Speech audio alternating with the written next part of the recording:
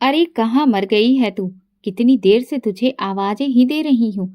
क्या तुझे सुनाई नहीं देता? क्या बहरी हो गई है? वो अंदर से चिल्लाते हुए बाहर आई और मुझे देखते ही अपने पाँव से एक ठोकर मारकर कहने लगी, क्या दिक्कत है तुझे? बहरी है? बात सुनने में तुझे दिक्कत हो रही है? चल जा, उठ, मेरे लिए एक गिलास पानी लेकर आ। गर्मी के मारे बुरा हाल हो रहा है। मैं उस वक्त आंगन की सफाई करने में व्यस्त थी।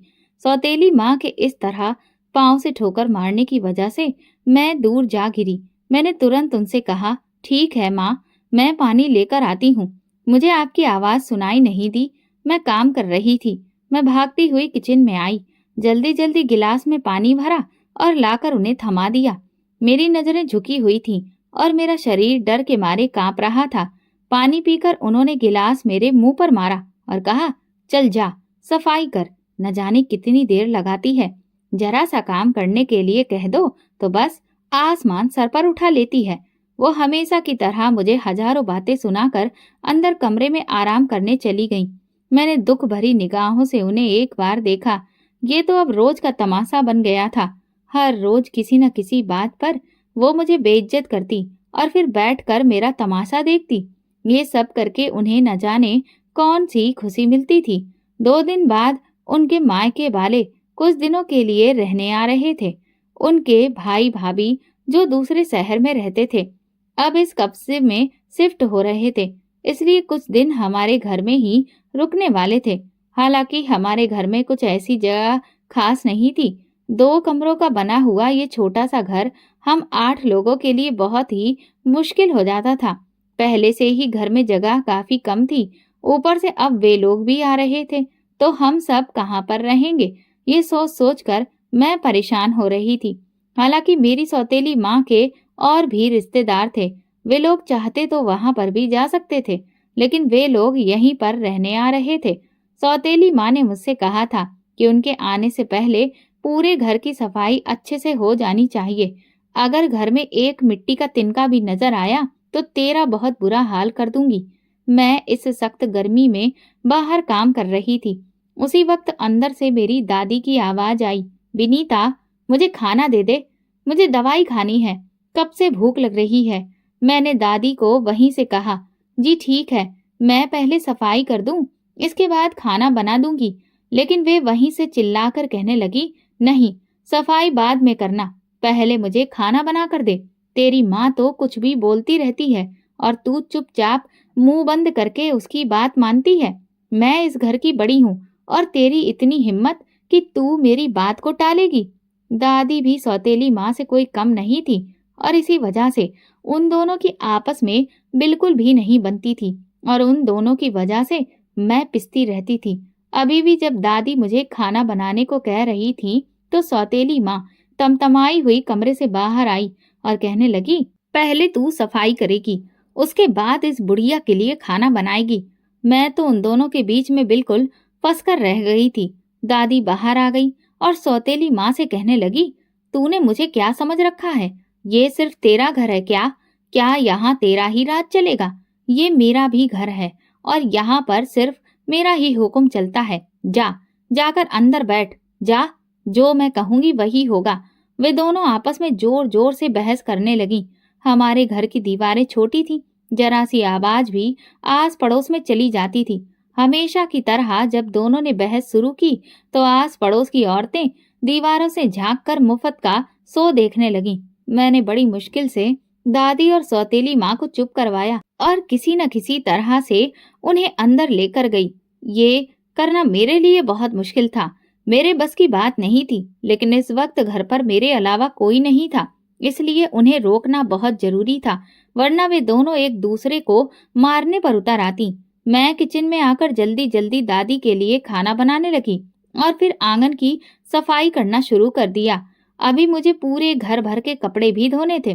दोनों हमेशा मेरे लिए कोई न कोई मुश्किल खड़ी करती ही रहती थी। मेरी 3 सौतेली बहनें और भाई थे और मेरी बुआ भी हमारे साथ रहती थी। वो तलाकशुदा थी और हद से ज्यादा तेज जुबान की थी। उनकी जुबान के आगे तो हर कोई चुप हो जाता था, सभी उनसे दूर भागते थे। मेरे घर में मौजूद हर इंसान किसी न किसी तरह से मुझे तकलीफ पहुंचाने का जरिया बनता ही था। हम कस्बे में रहते थे और यहाँ टूटे फूटे मकान बने हुए थे। इन कच्चे पक्के मकानों में रहते हुए जिंदगी गुजारना हद से ज्यादा मुश्किल था। हमने घर में कुछ जानवर पाल रखे थे। मैं भैंसों का ध्यान भी रखती थी। उन्हें चारा डालना, उनकी सफाई करना, उनका दूध निकाल कर कस्बे में बेचना, ये सारा काम भी मेरे सिर पर ही रखा गया था। घर में मेरे अलावा कोई भी काम काज नहीं करता था। मेरे पिता एक मजदूर थे। उनकी बहुत मामूली सी कमाई होती थी जो मेरी सौतेली माँ अपने पास रखती थी। मेरा घर मेरी सौतेली माँ के हिसाब से ही चलता था।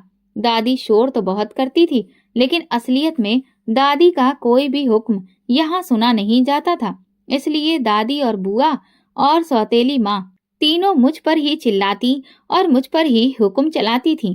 क्योंकि मैं कमजोर थी, कुछ कह नहीं सकती थी। खामोशी से मैं सबकी बात मान लेती थी। मेरी ये मजबूरी थी, वरना क्या पता ये लोग कब मुझे धक्के देकर इस घर से ही निकाल देते। मेरी माँ की जिंदगी में भी दादी और माँ की भी कभी नहीं बनी थी। दादी को माँ एक आंख नहीं भाती थी। जैसे तैसे मेरी माँ ने गुजारा किया था, लेकिन उनकी मौत के बाद मेरी जिंदगी अब और भी ज्यादा नरक बन गई थी। मैं सिर्फ 10 साल की थी जब मेरी माँ का देहांत हो गया था। मेरे पिता ने 2 महीने बाद ही दूसरी शादी कर ली थी। सौतेली माँ मुझ पर खूब जुल्म करती थी, यहाँ तक कि उसने मेरी पढ़ाई भी छुड़वा दी थी। पहले भी घर के सारे काम काज मैं ही करती थी, क्योंकि बुआ और दादी पूरा दिन बैठकर चारपाई तोड़ती थी और मुझसे काम करवाती थी। अब तो मेरे पिता के साथ सौतेली माँ भी मिल गई थी। सब लोग मिलकर मुझे खूब बेइज्जत करते थे और तकलीफें देते थे। मैं जो पहले आंगन में बिस्तर डालकर सोती थी, अब सौतेली माँ ने मेरा बिस्तर जानवरों के बाड़े में डलवा दिया था और मुझसे कहा था कि अब से तू वहीं पर सोया करेगी। मैंने बहुत रोई थी और बहुत सारी मिन्नतें की, लेकिन उन्होंने मेरी कोई बात नहीं सुनी। दादी और बुआ तो वैसे भी कमरे में मुझे सोने नहीं देती थी। वहां पर मेरे सौतेले भाई बहनों ने सोना शुरू कर दिया था। इस घर के किसी भी कोने में मेरे लिए कोई भी जगह नहीं थी। हालांकि घर के सारे काम काज मैं ही करती थी, इसके बावजूद किसी के भी दिल में मेरे लिए जरा सा भी एहसास नहीं था। मेरे सौतेले भाई बहन जब स्कूल जाते तो उन्हें देखकर मुझे बहुत रोना आता था। मैं भी तो स्कूल जाना चाहती थी। क्या मेरी ये उम्र थी कि घर में बैठकर मैं ये सारे काम करती?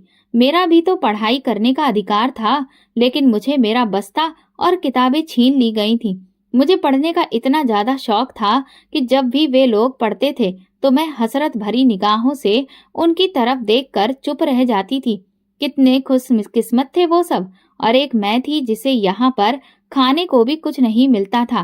पूरा दिन जानवरों की तरह सबके लिए काम करती, खाना बनाती, घर की सफाई वगैरह करती। इसके बाद भी मेरे हिस्से में सिर्फ बची हुई सूखी रोटियां ही आती थीं।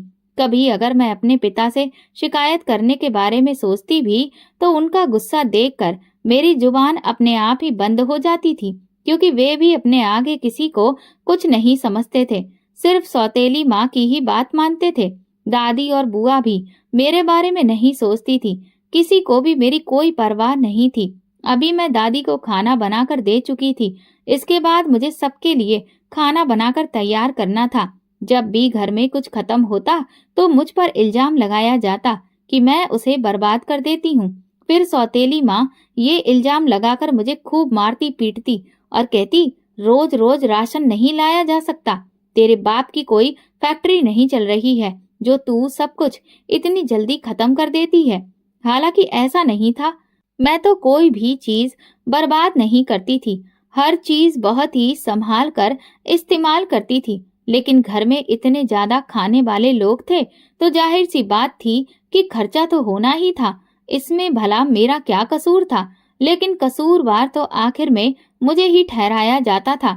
2 दिन पहले की ही बात है। सौतेली माँ ने मुझसे कहा कि चाय बना दो, उनके सिर में दर्द हो रहा है। मैं किचन में गई तो देखा कि चीनी खत्म हो गई थी। हालांकि थोड़ी देर पहले ही मैंने वहां पर चीनी रखी देखी थी। जब जाकर मैंने उनसे इस बारे में बात की तो उन्होंने मुझे जोरदार लात मारी और कहा, दफा हो जा यहाँ से। हर वक्त बस यही बोलती रहती है कि ये नहीं है, वो नहीं है। तेरे मुंह से सिर्फ यही शब्द निकलते हैं। कहाँ गई चीनी, बता मुझे। वो मुझे बालों से पकड़कर घसीटती हुई आंगन में ले आई और मैं रोती जा रही थी। मेरे बाल छोड़ दो, मुझे बहुत दर्द हो रहा है। लेकिन वे मुझे घसीट रही थी। अंदर से दादी आवाज सुनकर बाहर आई और बोली, दोबारा तमाशा लगा दिया है क्या? अब क्या हो गया है? सोने नहीं देगी चैन से? सौतेली माँ ने कहा, अरे कैसे सोने दूं? यहाँ तो चोर भरे पड़े हैं। परसों ही तो चीनी लेकर आए थे और अब वो भी खत्म हो गई। किसने दी चीनी? मैं जानती थी कि ये किसका काम है। मेरी सौतेली बहन जो मुझसे हद से ज्यादा नफरत करती थी, अक्सर चीजें छुपा देती थी जिससे मुझ पर चोरी का इल्जाम लग जाता था। फिर सौतेली माँ ने मुझे आंगन में इतना बुरी तरह से मारा कि कई घंटे तक तो मैं उठ ही नहीं पाई। लेकिन फिर भी उठकर घर के काम काज तो मुझे ही करने थे। अभी तक मेरे जख्मों में बहुत दर्द था, लेकिन इस हालत में भी मुझसे घर के काम करवाए जा रहे थे। अगर कभी मुझे बुखार चढ़ जाता तो चाहे मैं जितना भी तड़पती रहती, एक गोली तक मुझे नहीं दी जाती थी। डॉक्टर को दिखाना तो दूर की बात थी, बल्कि अगर मैं अपना दर्द किसी से कह भी देती तो उसे ड्रामा या बहाना बना दिया जाता था। हर गुजरते दिन के साथ मेरे अंदर जीने की उम्मीद खत्म होती जा रही थी। लेकिन इन हालातों में भी मैं भगवान का धन्यवाद करने की कोशिश करती थी। मैं हमेशा सुबह शाम पूजा करती थी। मेरी माँ ने मुझे सिखाया था कि सुबह शाम भगवान से प्रार्थना किया करो, उनसे मदद मांगा करो, और मैं वही सब कर रही थी। रोते हुए भगवान से भीख मांगती थी कि मुझे इन जालिमों से किसी भी तरह से मुक्ति दिला दे, उनके दिल में मेरे लिए रहम भर दे। मुझसे अब और बर्दाश्त नहीं होता। लेकिन मुझे क्या पता था कि मेरी मुसीबत भरे दिन तो अब असल में शुरू होने वाले थे। 2-3 दिन बाद जब मेरी सौतेली माँ के घर वाले रहने के लिए आए तो उन्होंने मेरा जीना और भी ज्यादा मुश्किल कर दिया। मैं पूरा दिन काम में व्यस्त रहती थी। वे लोग भी बाकी लोगों की तरह ही मुझ पर झूठी शिकायतें लगाते रहते थे। उनकी भाभी ने मुझसे कहा, मुझे चाय बनाकर दो। मैंने उन्हें 2 मिनट इंतजार करने को क्या कह दिया। उन्होंने आसमान ही सर पर उठा लिया और कहा, ये लड़की तो हमें बातें सुना रही है। इसका कहना है कि हम लोगों को यहाँ से निकल जाना चाहिए। हालांकि मैंने ऐसी कोई बात नहीं कही थी, मगर जब सौतेली माँ ने ये सुना तो उन्होंने मुझे सबके सामने आंगन में बिठाकर खूब मारा। मेरे पिता एक तरफ बैठकर तमाशा देख रहे थे। उन्होंने एक शब्द भी नहीं कहा। मैं लगातार रो रही थी। अभी तो पहले वाले जख्म भी ठीक नहीं हुए थे और अब उनमें और भी ज्यादा दर्द होने लगा था। कोई भी मेरी मदद करने के लिए तैयार नहीं था। आस पड़ोस के लोग भी तमाशा देख रहे थे। उनके लिए तो ये सब आम बात बन चुकी थी। सालों से यही तो होता आ रहा था। जब सौतेली माँ मुझे मार मार कर थक गई तो अंदर चली गई और मैं आंगन में घुटनों में सिर रखकर बस रोती रही। अंधेरा हुआ तो मैं उठकर जानवरों के पास चली गई। सोचा थोड़ी देर आराम कर लूं, फिर रात का खाना तैयार करूंगी। रोजाना मुझे सुबह शाम खाना बनाना पड़ता था। इतने लोगों का खाना अकेले बनाते बनाते मैं थक जाती थी। इसके बावजूद भी मुझे खाने को कुछ नहीं मिलता था। जब मैं रोटियां बना रही होती थी तो सबको ताजी रोटियां चाहिए होती थी, इसलिए साथ साथ बनाकर देती रहती थी। किचन में चूल्हे के आगे बैठ बैठ कर मेरी हालत खराब हो जाती थी। एक गिलास पानी तक पीने को मुझे नहीं मिलता था। जब बर्तन उठाने जाती तो देखती कि सारी रोटियां वहां पर खत्म हो चुकी हैं। अब मुझ में हिम्मत नहीं होती थी कि मैं और रोटियां बनाऊं, इसलिए खामोशी से जाकर लेट जाती थी। अगली सुबह सबके लिए तरह तरह का नाश्ता तैयार करती, सफाई करती और इस दौरान खाना खाने का मुझे वक्त ही नहीं मिलता था। जब दोपहर में मेरे लिए बची हुई रोटियां सौतेली माँ छुपा देती थी तो बाद में 2-3 दिन पुरानी सूखी रोटियां मुझे लाकर देती और कहती, ले ये खा ले। वो ऐसे बोलती जैसे कि मुझ पर कोई एहसान कर रही हो। एक दिन उसकी भाभी का एक सूट खराब हो गया। हालांकि मैंने उसे खराब नहीं किया था। सौतेली माँ ने मुझे वो धोने के लिए दिया, लेकिन ये नहीं बताया कि उसका रंग निकलता है। हालांकि मैंने उसे अलग रखा हुआ था क्योंकि मुझे डर था कि इसका रंग निकलेगा। लेकिन उसकी भाभी मेरे पास आई और कहने लगी, इस कपड़े में कोई दिक्कत नहीं है, तुम इसे बाकी कपड़ों के साथ में ही धो दो। उसने अपने सफेद कपड़े भी साथ में दे दिए और मैंने दोनों को अपने हाथों से सर्फ में डाल दिया।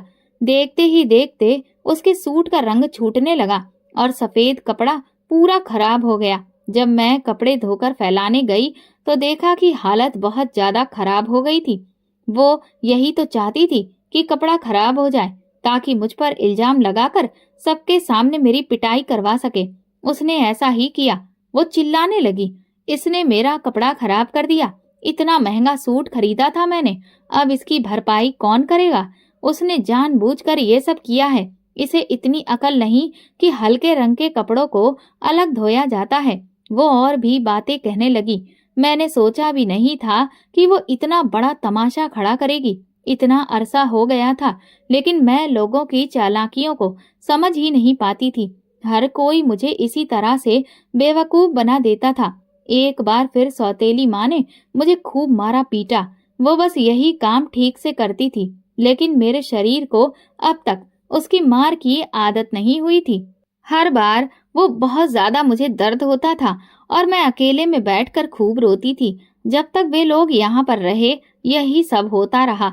जाते जाते भी सौतेली माँ की भाभी मुझ पर इल्जाम लगाकर गई कि मैंने उसके जेवरात चोरी किए हैं। जब मेरे सामान की तलाशी ली गई तो कुछ भी नहीं मिला।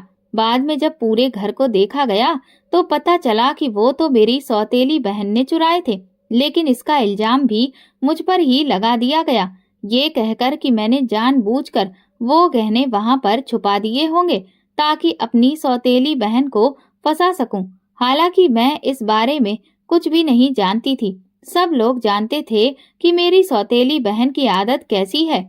वो किसी न किसी चीज को बिना पूछे उठा लेती थी और फिर उसे अपने पास छुपा कर रख लेती थी, लेकिन उसके हर गलत काम को नजरअंदाज कर दिया जाता था और जो कुछ भी वो करती थी उसका इल्जाम मुझ पर आ जाता था। मैंने कभी नहीं सोचा था कि वो मुझसे इतनी नफरत करेगी। मैंने उसे हमेशा अपनी छोटी बहन समझकर प्यार दिया था, लेकिन उनमें से कोई भी मुझसे ठीक से बात नहीं करता था। हर जगह मेरा मजाक उड़ाया जाता था।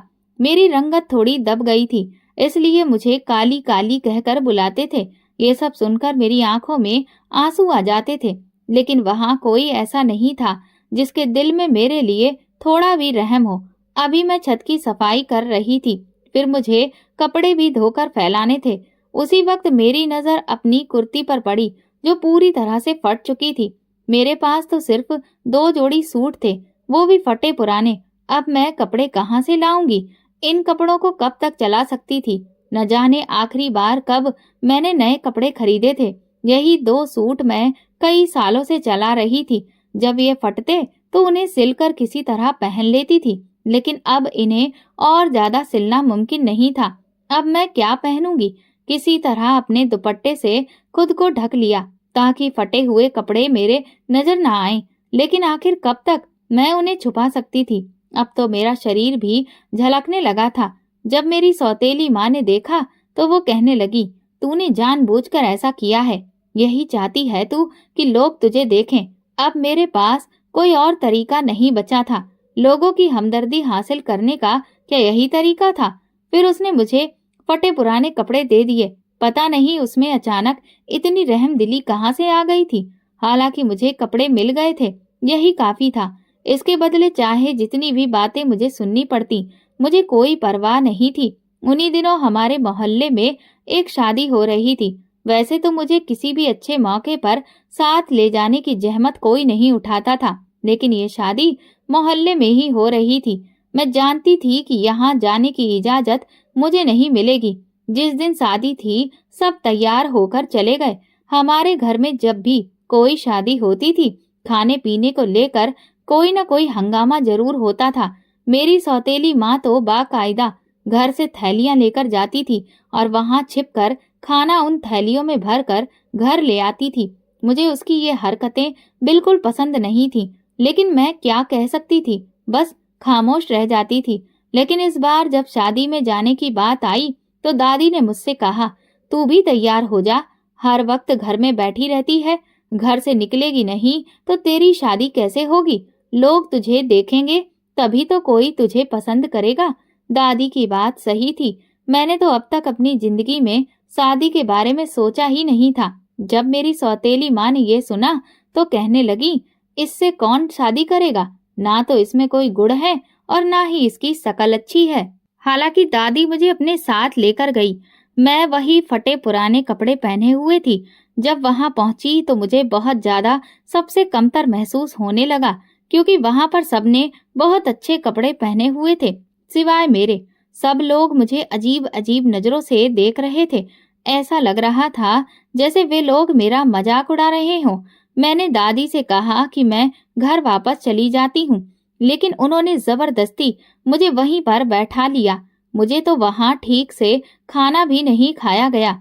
रात को जब हम लोग घर वापस आए तो सौतेली माँ ने दादी से कहा, इस मनूस को वहां क्यों साथ ले गई थी? सब लोग हमारा मजाक उड़ा रहे थे।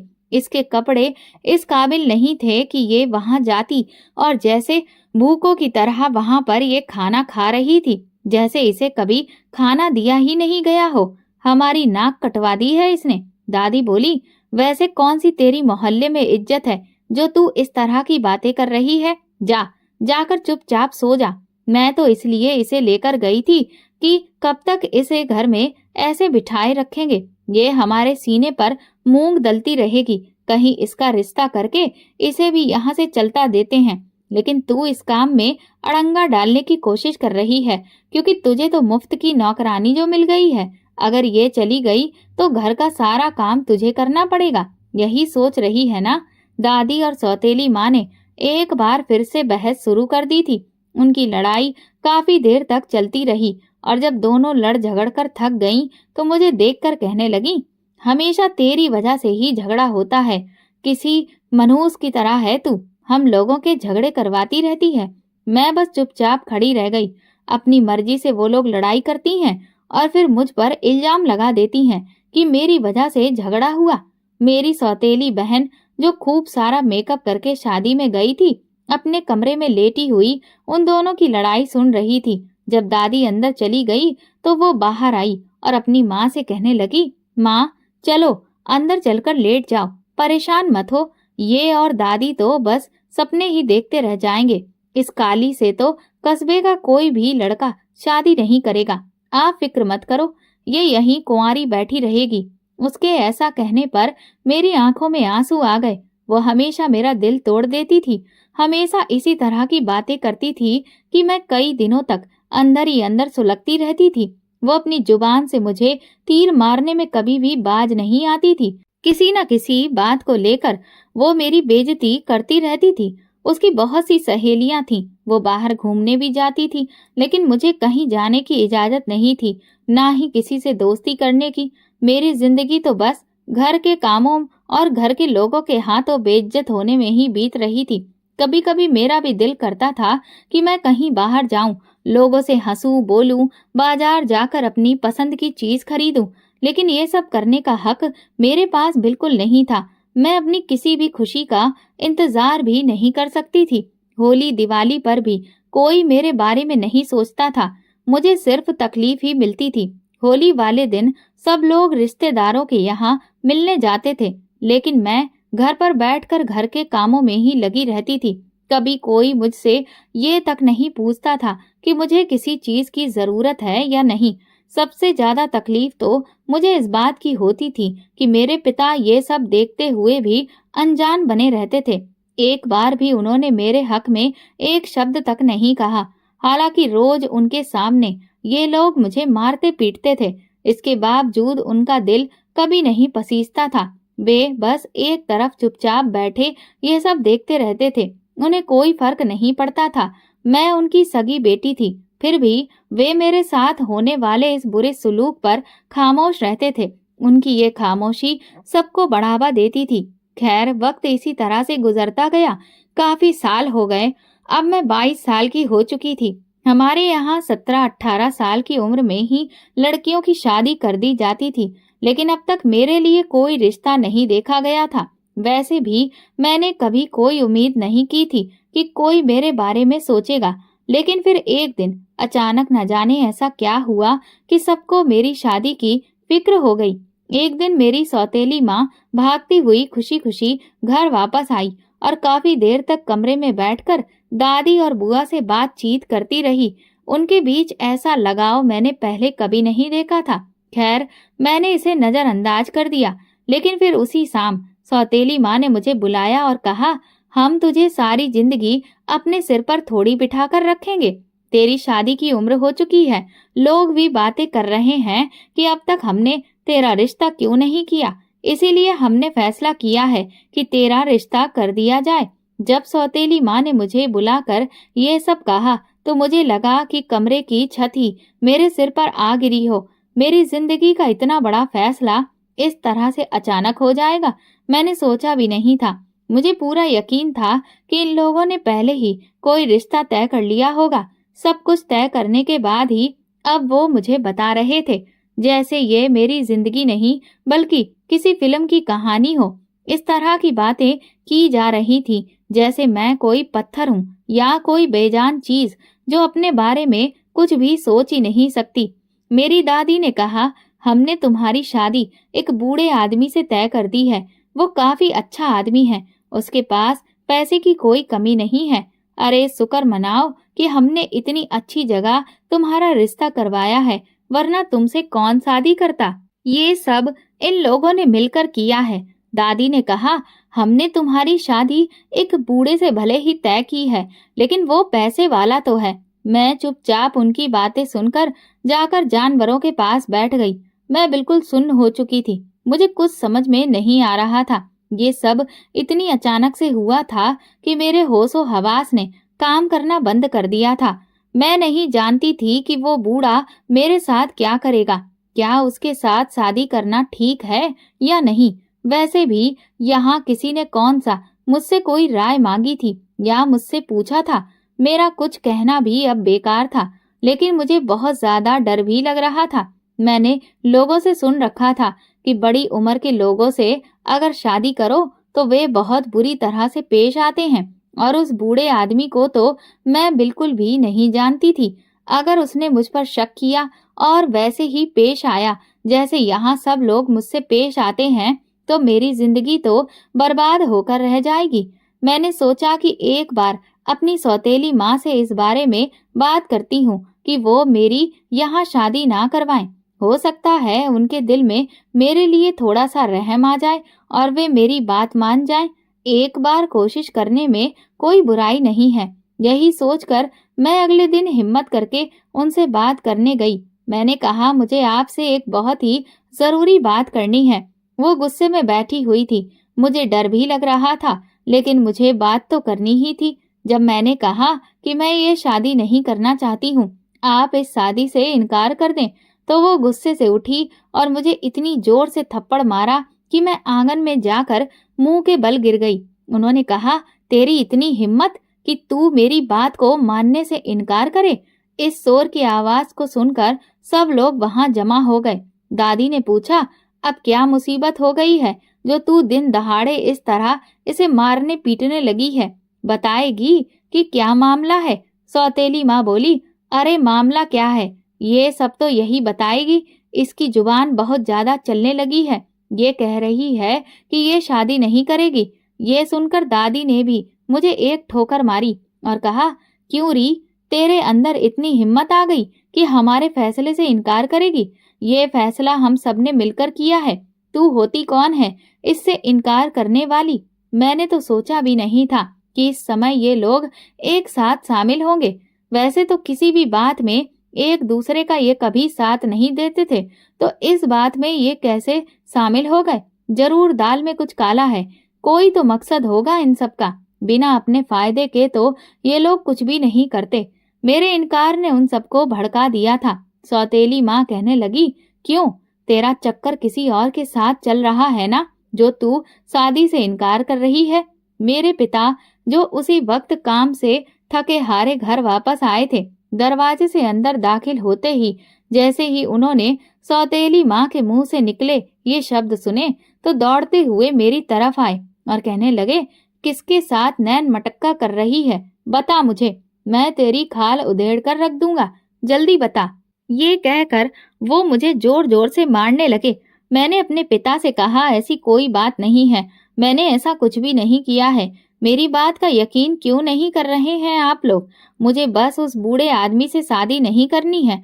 सब मिलकर मुझे मारने लगे, यहाँ तक कि मैं उनके जुल्म सहते सहते बिल्कुल बेहोश हो गई। मेरे एक इनकार ने उन सबको इतना ज्यादा पागल कर दिया था और इतना गुस्सा दिला दिया था कि इसके पीछे जरूर कोई बड़ी बात होगी। सब परेशान नजर आ रहे थे। वैसे भी उन्हें कौन सा मेरी भलाई की फिक्र थी, लेकिन अब मुझे वो वजह जाननी थी जिससे वे मेरी शादी उस बूढ़े आदमी से करवाने के लिए इतनी जी तोड़ कोशिश कर रहे थे। आखिर ऐसी क्या वजह थी? और फिर 2-3 दिन के बाद मुझ पर ये राज भी खुल गया कि वे लोग इस शादी के लिए इतनी कोशिश क्यों कर रहे थे। दरअसल उस बूढ़े के नाम पर कुछ जमीन थी और उसका कोई वारिस नहीं था। जब सौतेली माँ को उस बूढ़े के बारे में पता चला तो वो उसके पास गई और उससे कहा, अगर तुम ये जमीन हमारे नाम पर कर दो तो हम अपनी जवान लड़की की शादी तुम्हारे साथ कर देंगे। वो बूढ़ा ये सुनकर काफी ज्यादा खुश हो गया। वैसे भी इस बुढ़ापे में उसे उस जमीन का करना ही क्या था, इसीलिए उसने हामी भर दी।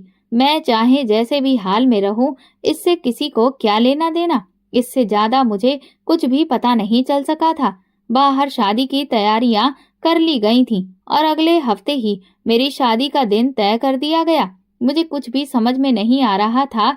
मैं अभी शादी के हक में नहीं थी, लेकिन यहाँ मेरी बात को कौन सी अहमियत दी जा रही थी, इसीलिए जबरदस्ती ही सही मुझे दुल्हन बनाकर बिठा दिया गया।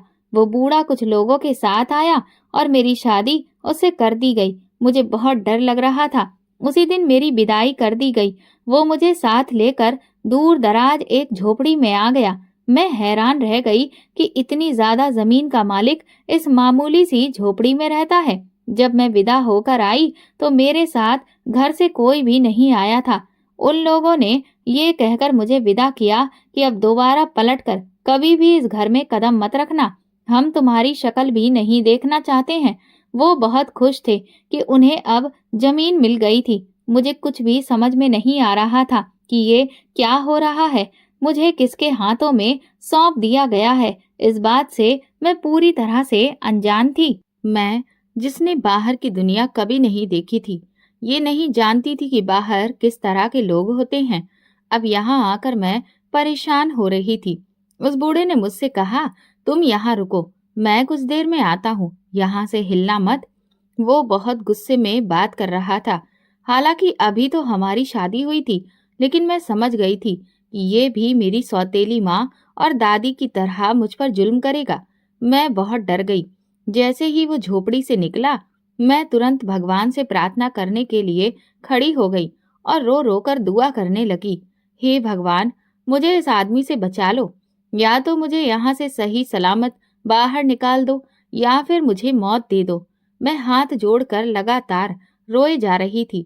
इतने सालों से अपने घर वालों के जुल्म सहकर अब मुझ में और हिम्मत नहीं बची थी कि मैं और किसी के जुल्म सह सकूं। प्रार्थना करते करते और रोते रोते मैं वहीं पर सो गई। मेरी जिंदगी मुझे किसी ऐसे मोड़ पर ले आई थी जहां से आगे क्या होगा इसका मुझे कोई अंदाजा नहीं था। मुझे सोए हुए काफी देर हो गई थी।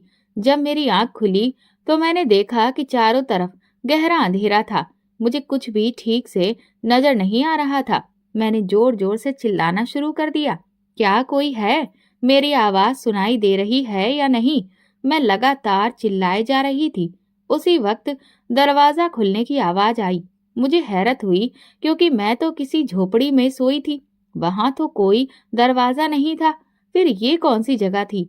मेरा हाथ किसी सख्त चीज से टकराया। अंधेरे में महसूस हुआ कि ये एक दीवार है। मैं दोबारा से चिल्लाई, ये कौन सी जगह है? तुम कौन हो? मुझे कहाँ लेकर आए हो? लेकिन जो कोई भी वहां पर था वो कोई जवाब नहीं दे रहा था। अंधेरे में बस मुझे एक साया सा नजर आ रहा था। थोड़ी देर के बाद वो मेरे करीब आकर बैठा और उसने बल्ब जलाया। अचानक रोशनी होने से मेरी आंखें चौंधिया गई। जब मैंने देखा तो वो एक नौजवान था। मैं बुरी तरह घबरा गई। उसने कहा, डरने की कोई बात नहीं है, मैं तुम्हें कोई नुकसान नहीं पहुंचाऊंगा, बल्कि तुम्हें गलत हाथों से बचाकर लाया हूँ। दरअसल जिस बूढ़े से तुम्हारी शादी हुई थी वो लड़कियों का धंधा करता है। उसने शादी का नाटक किया था ताकि वो तुम्हें आगे बेच सके। मैं हैरान रह गई। उसने आगे कहा, शायद तुम मुझे नहीं पहचानती, लेकिन मैं तुम्हें बहुत अच्छे से जानता हूँ। जब तुम बहुत छोटी थी तभी से तुम्हें मैं जानता हूँ। दरअसल मैं तुम्हारी माँ की सहेली का बेटा हूँ। जब तुम्हारी माँ का देहांत हुआ तो तुम्हारे पिता ने हमसे रिश्ता तोड़ दिया। यहाँ तक कि उन्होंने तुम्हें तुम्हारे ननिहाल के रिश्तेदारों से भी नहीं मिलने दिया। मैं और मेरी माँ हमेशा इसी चिंता में रहते थे कि तुम ठीक हो या नहीं। हमें इधर उधर से तुम्हारी खबर मिलती थी कि तुम्हारी सौतेली माँ और घरवाले तुम पर बहुत जुल्म करते हैं। जैसे जैसे मैं बड़ा होता गया, मेरी माँ ने मुझसे वादा लिया कि मैं हमेशा तुम्हारा ध्यान रखूंगा। अब वो नहीं रही, लेकिन मैंने उनसे किया हुआ वादा कभी नहीं भूला। जब मुझे पता चला कि तुम्हारी शादी एक बूढ़े आदमी से की जा रही है जो लड़कियों का सौदा करता है, तो मैं तुरंत अपने कुछ दोस्तों के पास गया और तुम्हें वहां से बचा लाया। उसकी बात सुनकर मैं हैरान रह गई। मैंने कभी सोचा भी नहीं था कि मेरा कोई अपना इस तरह से मुझे बचाएगा। भगवान ने मुझ पर बहुत बड़ा एहसान किया था। मुझे याद आया कि बचपन में मैं उससे कई बार मिली थी। मेरी माँ अक्सर अपनी सहेली के घर जाती थी, लेकिन उनके देहांत के बाद हमारा संपर्क पूरी तरह से खत्म हो गया था।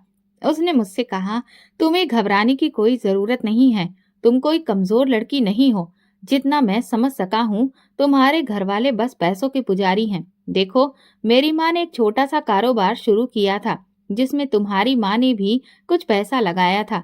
ये बात किसी को भी नहीं पता थी। तुम्हारी माँ के देहांत से पहले वो ये बात किसी को बता पाती, उससे पहले ही वो इस दुनिया से चली गई। हमने इस बात को किसी को नहीं बताया क्योंकि हमें भी पता था कि तुम्हारे घरवाले बहुत लालची हैं। अगर उन्हें इस बारे में पता चल जाता तो वे जबरदस्ती इस कारोबार का कुछ हिस्सा अपने नाम करवा लेते और तुम्हें कुछ भी नहीं मिलता, जबकि असल में इस कारोबार में तुम्हारा भी हिस्सा है। अब तुम थोड़ी हिम्मत करो और मेरे साथ घर चलो। जब मैं सबके सामने असलियत रखूंगा तो देखना कैसे उनके चेहरों के रंग उड़ जाएंगे और उनका व्यवहार तुम्हारे प्रति बदल जाएगा। जिंदगी में पहली बार किसी ने मुझे उम्मीद दी थी, इसलिए मैंने उसकी बात पर यकीन किया और उसके साथ घर वापस आ गई। जैसे ही सौतेली माँ ने मुझे देखा, वो कहने लगी, हमने तुझे मना किया था ना, यहाँ मत आना। फिर तेरे अंदर इतनी हिम्मत कैसे हुई? मेरे दोस्त ने उन्हें सब कुछ बता दिया और उस बूढ़े को पुलिस के हाथों पकड़वा भी दिया। मेरा उससे तलाक हो गया। जब मेरे घर वालों को पता चला कि मैं अब इतने बड़े कारोबार की अकेली मालकिन बन गई हूँ, तो जैसा मेरे दोस्त ने कहा था वैसा ही हुआ। उनके चेहरे के रंग बदल गए और उनका व्यवहार भी। लेकिन अब मैं उनका असली चेहरा देख चुकी थी, इसलिए मैंने उन सबको छोड़ दिया और अपनी माँ की सहेली के घर आ गई। अब वो भी इस दुनिया में नहीं थी, लेकिन उनका बेटा और उनके पति वहां थे। उनके साथ मेरा समय बहुत अच्छा बीतने लगा। कुछ समय के बाद मेरे दोस्त के पिता ने मेरी शादी अपने बेटे से करवा दी। अब मैं अपनी माँ की सहेली के बेटे के साथ बहुत खुशहाल और अच्छी जिंदगी जी रही हूँ। दोस्तों, अगर आपको हमारी कहानी पसंद आई हो तो कमेंट करके जरूर बताइए। वीडियो को लाइक करें और ज्यादा से ज्यादा शेयर करें। अगर आप चैनल पर नए हैं तो सब्सक्राइब जरूर करें और नोटिफिकेशन बेल को दबाएं ताकि अगली अपडेट सबसे पहले आपको मिले। धन्यवाद।